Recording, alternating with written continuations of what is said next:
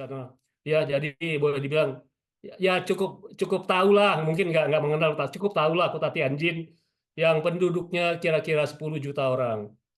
Kota Tianjin, kota tipikal Chinese dengan industri Chinese, dan kemudian di sana adalah termasuk kota yang boleh dibilang mungkin agak unik. Begitu saya di sana 3 hari, saya tanya nih kepada orang yang di sana yang pimpinan pabriknya, kok di sini aku jarang sekali ngelihat motor, gitu contohnya. Ini contoh yang praktis saja. Nah, mulai kita diskusi, kenapa mereka nggak boleh punya motor di kota gitu, Pak? Banyak urusan macam-macam, ya.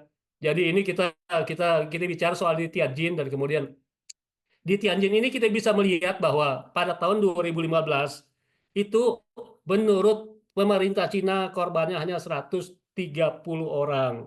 Tetapi menurut sumber-sumber yang di luar dari pemerintah Cina, saya mendapatkan angka yang tewas ada 173 orang. Mungkin teman-teman yang di forum ini bisa mencari kebenaran di antara kedua data itu. Berapa banyak korban yang terjadi di Tianjin. Nah, pada tahun 2015, kami, teman-teman yang di Cilegon, sama-sama seperti tersundut pantat kita masing-masing. Kalau Tianjin sudah kejadian, berarti yang lain juga bisa kejadian gitu. So, what do we want to do now? Kita bilang. Akhirnya waktu itu tahun 2015 kami membentuk yang namanya Forum Disaster Relief Volunteer. Sama-sama ada kira-kira 20 orang yang sama-sama concern untuk bisa bagaimana kita bisa berbagi informasi, berbagi pengalaman, dan lain sebagainya. Salah satu teman kita yang dari Qatar adalah Pak Alvin yang juga mengirim salam untuk Pak Richard, ya, dan Pak Roy juga. Tun sampaikan salam ke Pak Richard dan Pak Roy. Oke, saya bilang itu saya sampaikan.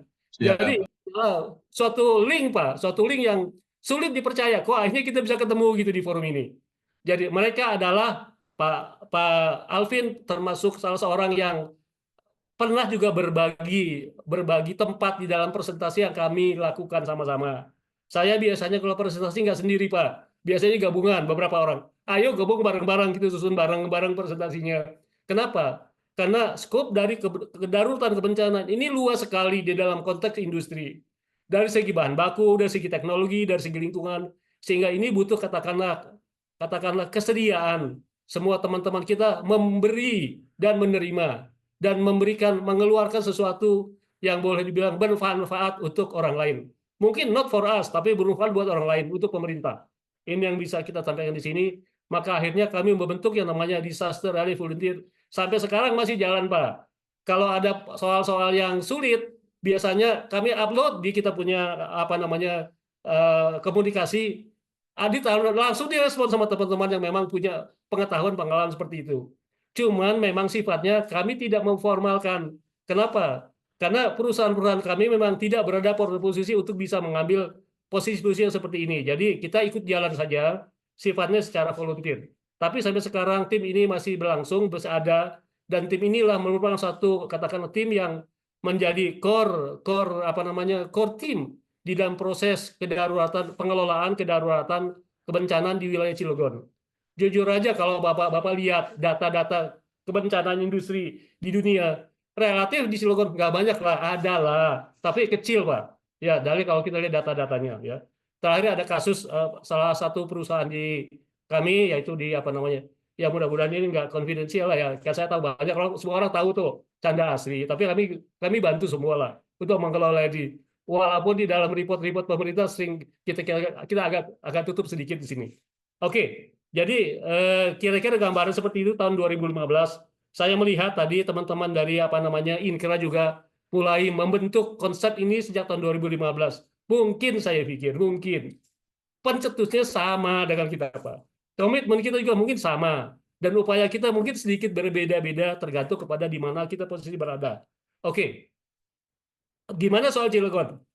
Nah, ini adalah peta wilayah perindustrian utama Cilegon. Ada kira-kira 42 pabrik yang ada di kawasan ini, Pak. 42 pabrik ini menghasilkan kira-kira 8 juta ton produk 1 tahun.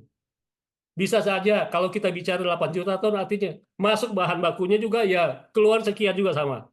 Dan ini juga apa namanya bagian dari proses yang ada di sini, dan jujur aja di dalam konteks ini memang hampir semua bahan bakunya adalah memiliki kandungan B3 yang tinggi, bahan berbahaya beracun, mudah flammable, korosif. Semuanya urusannya di situlah. termasuk yang karsinogen, Pak. Sorry, Pak, ini kita bicara real apa adanya ya. Jadi banyak hal-hal yang kadang-kadang tidak apa namanya tidak bisa terbuka di dalam konteks ini. Ya, apa namanya? Bagaimana kita ngelola bahan-bahan yang sensitif, apalagi bahan-bahan yang sangat bau, Pak. Sangat bau yang waduh luar biasa baunya, Pak. Bahwa kandungan baunya itu sampai 0,01 ppm itu akan sudah menjadi bau di lingkungan. Ya, yang di karsinogen pun banyak ada dipakai beberapa pabrik di sana untuk apa namanya end produknya bagus, tapi up-nya ini yang jadi masalahnya. End produknya bagus, Pak. Selama raw material ini dikelola dengan baik dan benar, selama itu oke lah ya.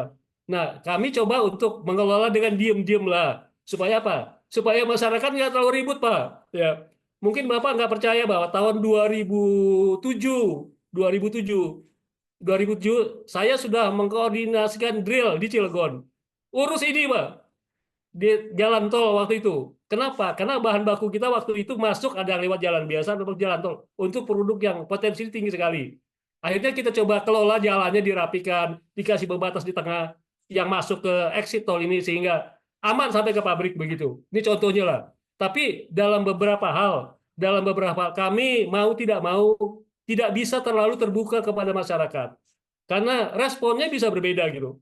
Jadi kami coba sedikit tertutup supaya katakanlah diurus oleh teman-teman di pabrik, di industri, asosiasi, bagaimana kita coba jalankan katakanlah hal-hal yang sensitif seperti ini yang tetap bisa menjaga keberlangsungan industri tanpa harus diganggu. Sebetulnya kalau exposure tidak ada, sebetulnya kan nggak ada masalah gitu. Persoalannya kalau seandainya exposure-nya ada terlepas atau insiden kecelakaan, ini akan jadi masalah. Ya, selama exposure-nya nol, konyol lah urusan risiko-risiko ini semuanya. Nah, ini yang kita coba jalanin. Oke, kemudian berapa jumlah zat potensial yang ada di wilayah Cilegon? Ini tahun 2009, Pak. Data ini adalah waktu itu kebetulan saya masih ketua asosiasi ini. Kami buat sendiri langsung, kami monitor sendiri langsung. Sampai sekarang belum ada yang bisa update, Pak, di Cilegon, Pak.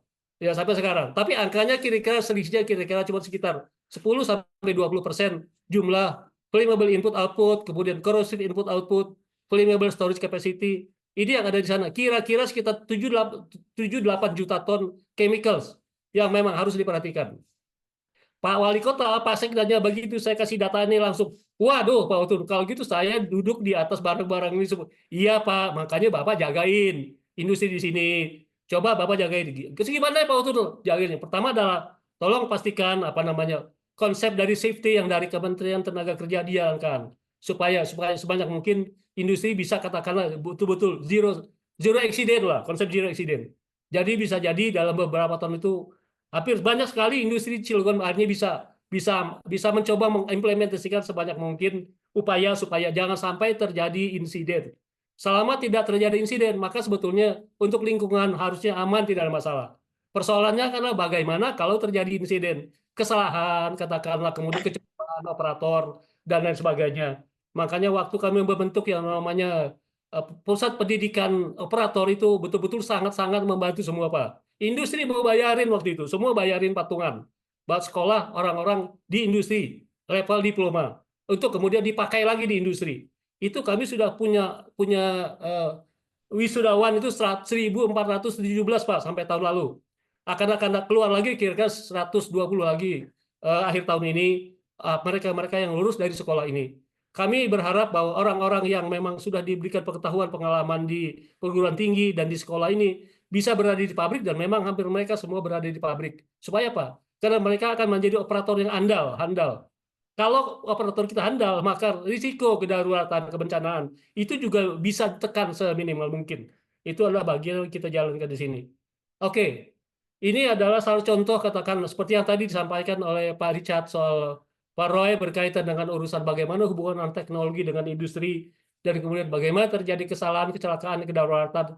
Ini konsepnya sama-sama kita jalankan di sini di mana risiko ini mulai datang mulai desain, pemilihan materialnya sampai kemudian kalau terjadi kegagalan, terus bagaimana mengelolanya, bagaimana menceknya, cek kembali ke asalnya semuanya. Apakah pemilihan materialnya atau desainnya atau perakitan dan sebagainya.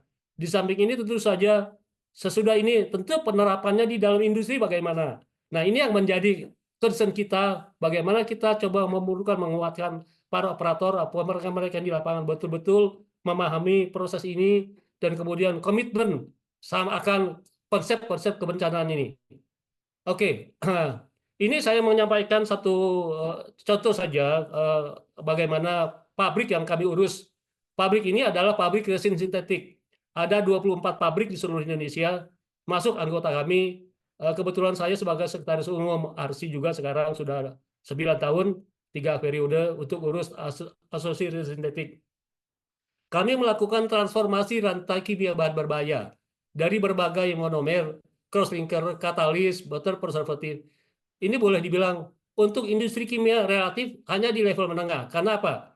Karena kami memerlukan panas dan mengeluarkan proses panas dalam reaktor pada temperatur 70 sampai 250 derajat Celcius. Banyak industri-industri kimia di Indonesia termasuk Petrowidada yang mengeluarkan sampai 400 derajat Celcius. Apalagi industri nikel yang sampai 1000 derajat Celcius. Boleh dibilang mungkin di luar skop kami. Tapi konsepnya mestinya sama. Karena kebetulan pun untuk urusan temperatur bulan yang lalu saya diajak teman-teman dari Kementerian Perindustrian untuk mengetahui banyak soal urusan nikel di yang pakai temperatur sampai 1000 derajat Celcius. Dan kami pun sedang mencoba katakanlah mencari terobosan, Pak. Jujur, Pak, ini mencari terobosan bagaimana supaya Indonesia bisa mengoptimalkan berkah alam yang ada di Indonesia berkaitan dengan industri dari temperatur 1000 derajat sampai temperatur normal. Kenapa bicara 1000 derajat? Karena 1000 derajat adalah proses-proses dari batu bara ada di sana, Pak. Batu bara itu Indonesia ekspornya, Pak, keluarnya, Pak. Sorry. Hasil produksi 2023 adalah kira-kira 800 juta ton, Pak. Ya kita bicara 800 juta ton. 130 juta ton dipakai oleh PLN, kemudian 60 juta ton dipakai untuk industri stainless steel. Jadi sisanya adalah jadi ekspor. Dan di dalam ekspor batu bara ini, di dalam batu bara itu banyak chemicalnya. Chemical-chemical yang mestinya kalau seandainya chemical ini ditarik di Indonesia, maka chemical ini bisa bermanfaat untuk menurunkan harga chemical yang umum di Indonesia. Ini rantai kimia seperti ini. Nah, proses kontrolnya ini adalah contoh pabrik yang kami punya resin sintetik.